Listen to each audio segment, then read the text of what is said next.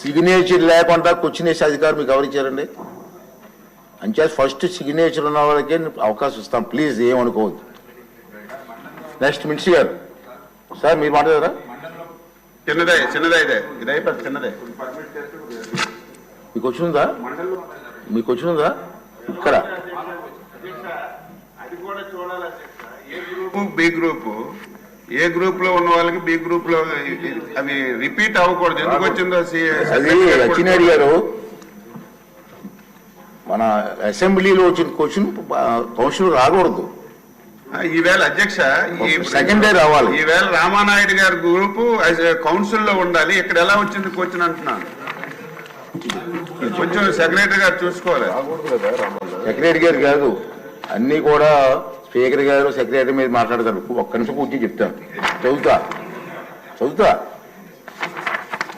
Assembly పంపిన ప్రశ్నలు కొన్ని శాఖల అధికారులు నోటీస్ పాయింట్ అనాలోచితంగా వేరే శాఖలు వాళ్ళే పంపించుకుంటున్నారు. ఈ రోజు కూడా వచ్చింది ప్రాబ్లం.